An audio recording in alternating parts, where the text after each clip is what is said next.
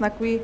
Could you tell us how startups contribute to providing financial access to undeserving, underserved communities, and how does that impact investment in financial services?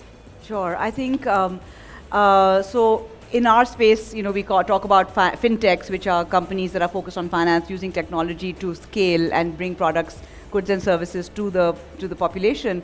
I think we know that there's a huge underserved population in Pakistan. Financial access is a huge issue at the moment. We've invested in several companies that are addressing this in different ways. I think the opportunity for startups, because they are nimble, because they're able to leverage a small amount of capital and provide scale, and go to places where maybe traditional banks would not go, where traditional financiers would not go, they have the ability to address certain needs of the market in a way that traditional banking may not. I think even in Pakistan, given where interest rates are, a lot of banks focus on lending to the government, they focus on lending to large corporates. They're not interested necessarily in SMEs or looking at companies that are smaller in size or maybe working within a certain segment.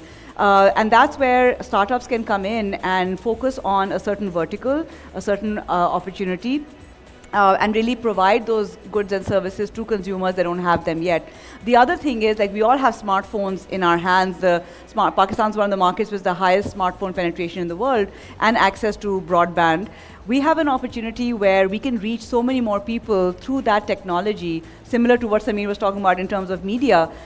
We can provide financial services to those people through technology, and that's why fintechs can come in and really change the game in terms of how they are providing those underserved populations access to goods and services and financial services. So it could be something like payments, it could be access to loans, it could be access to a more efficient way of managing your money and depositing your money and earning on it. And we are seeing right now, after COVID, that a lot of people started becoming a little bit more comfortable with online payments, whereas they weren't earlier on. Sure. And that is something where I think, as much as the government is taking initiatives to push on fintechs, push on financial inclusion, you need that enabling environment, and that's where the push comes from the government.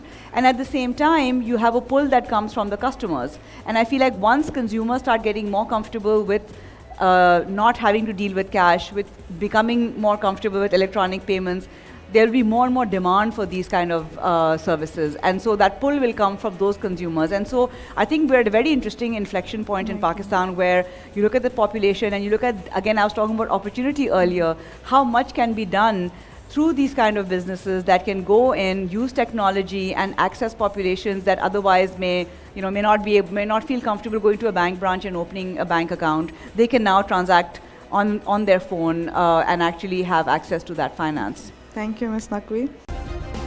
Subscribe करें और bell दबाएं ताकि कोई खबर रह न जाए।